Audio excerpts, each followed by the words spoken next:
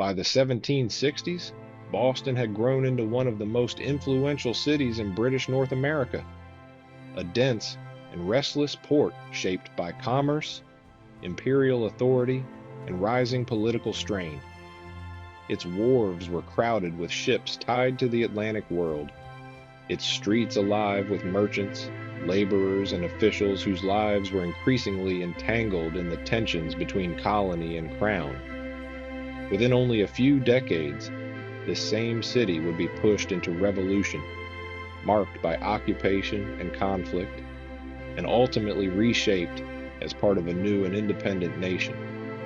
Using modern AI tools, historic paintings, engravings, and maps can be reanimated in ways never imagined by the artists who created them, allowing perspectives to shift, cameras to move, and scenes to unfold with lifelike depth. The purpose is not simply to observe the past, but to step inside it, to walk Boston's streets as they once were, and to imagine what it might have felt like to stand there as history gathered, momentum.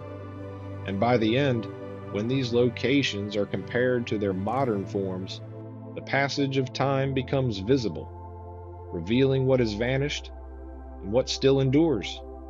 Before entering the Boston of Revolution, it helps to begin at the city's origins. One early painting captures the arrival of the Winthrop fleet in 1630, when ships led by John Winthrop carried Puritan settlers across the Atlantic into Massachusetts Bay. Their landing marked the fragile beginning of what would become Boston. It is striking to imagine stepping onto that unfamiliar shoreline, leaving behind everything known, with no certainty except that whatever future awaited would begin on that narrow strip of coast. A few years later, in 1632, Boston's first meeting house was constructed, a simple wooden structure that stood near what is now State Street. Though the engraving depicting it was made much later, it likely reflects the building's modest appearance.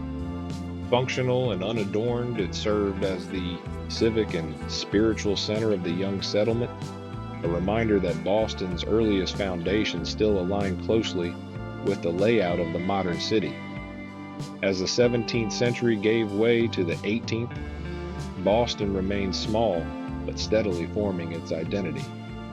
Scenes from this transitional period show muddy roads, wooden homes, and ships anchored close to shore.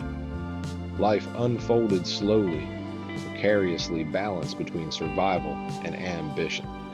In these images, Boston appears less like a city and more like an experiment taking shape in an unfamiliar world. Yet within that fragility were the earliest roots of an idea that would later define the nation, the belief that something new could be built here. By the early 1720s, engravings reveal a town already recognizable in its structure. From the harbor, Boston's skyline rose modestly but confidently, church steeples punctuating the horizon. The waterfront bustled with activity as vessels connected the colony to Europe and the Caribbean. Long Wharf, extending prominently into the harbor, served as one of the town's primary commercial gateways.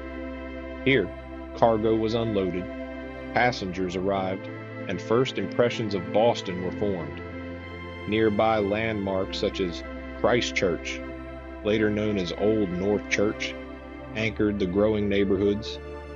Together, these elements show Boston standing at the threshold of transformation, no longer a vulnerable outpost, but a thriving port whose physical outline still shapes the modern city.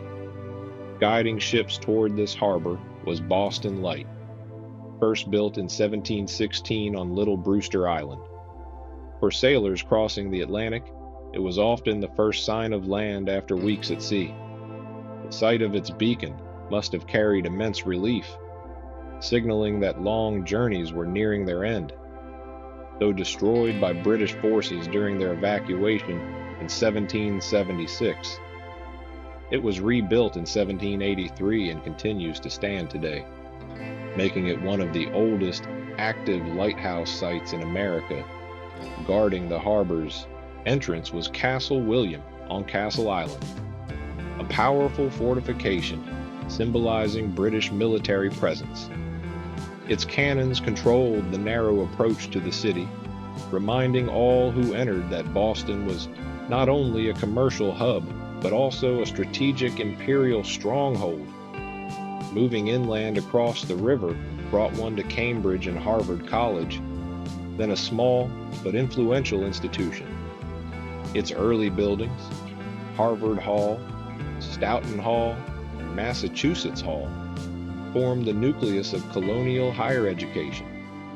Massachusetts Hall, completed in 1720, still survives, offering a rare architectural bridge between colonial and modern academic life.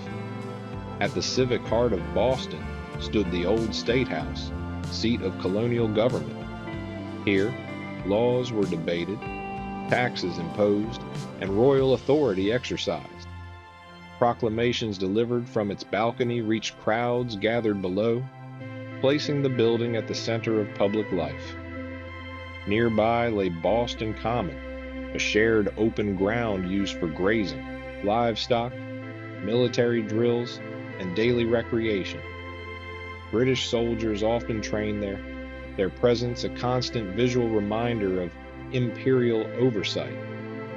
Overlooking the Common was the Province House, residence of the royal governors, reinforcing the visible hierarchy of colonial rule. Yet beneath the rhythms of daily life, resistance was taking shape. In December 1773, colonists boarded British ships in Boston Harbor and dumped chests of tea into the water in protest of taxation. Some disguised themselves as Mohawk Indians, both to conceal identity and to frame their act as distinctly American.